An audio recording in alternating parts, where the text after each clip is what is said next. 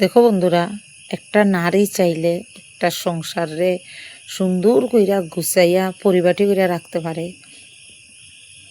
আর একটা নারী যদি চায় তে একটা সংসারে ভাঙ্গা তছনছ কইরা দিয়া যাইতে পারে।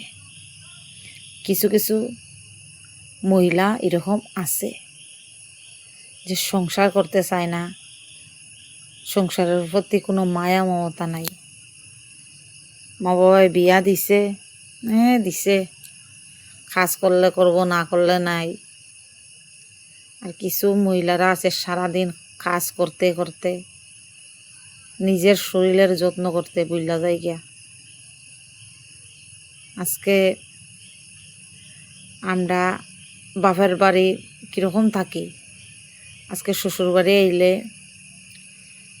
সব কাজ করলাই তুমি আস্তা দিনে রাত্রে। আজকে একটা সন্তান হইলে সন্তানটার নিচে তুমি কতটুকু টাইম দিলাই, তুমি শরীরের যত্ন কোন সময় করবাই? তোমার কি করার টাইম আছে? তো হ্যালো এভরিওয়ান, কে কেমন আছো? আশা করি সকলে ভালো আছো। আমি খুব ভালো আছি।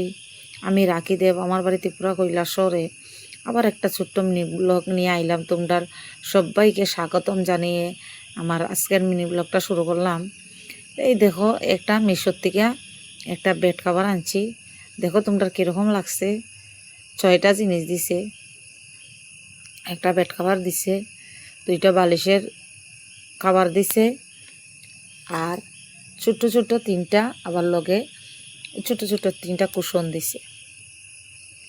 তোমরা কীরকম লাগছে? যদি ভালো লাগে কমেন্ট কইরা জানাইও কীরকম লাগছে। আমার তো খুব ভালো লাগছে, দাম যদিও তো বেশি না।